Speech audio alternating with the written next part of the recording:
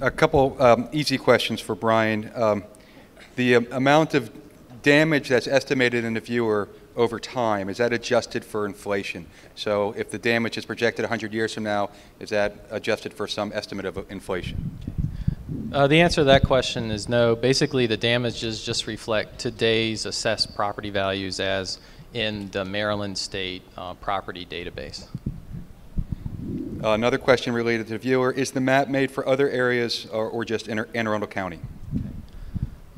This study was, the effort that we've done here was funded just for Anne Arundel County. There are other viewers published by other entities that may provide information in other areas, but I think, it probably won't be down to the structure level as we've done here. It's more of, here's a floodplain coverage from 1 to 6 feet or some number. I know NOAA, Coastal Services Center, will be publishing viewer information for all of Maryland in the near future where you can see sea level rise impacts.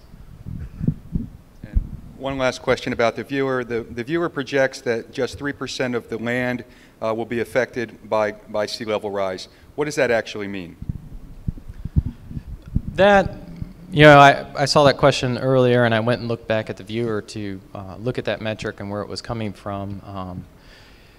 I think the 3% number comes from today, which is just saying that as of today, about 3% of the county is within the FEMA floodplain subject to inundation. Those numbers do grow up through the scenario to the highest one.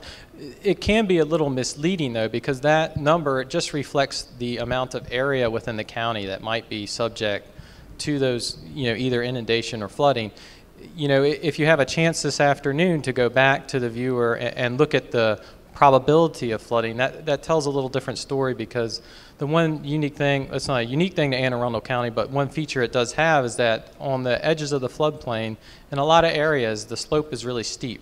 So it doesn't allow the floodplain to grow very much here. And that's a good thing in some ways. But if you are within the floodplain, what it does do is as these, as sea level change happens and the water level comes up, it does increase your probability of flooding. And if you look to that probability of flooding in the tables and stuff for the county and for the neighborhood levels and also the property levels, you'll see that they do go up for the scenarios, even though the area that's affected may not go up so much.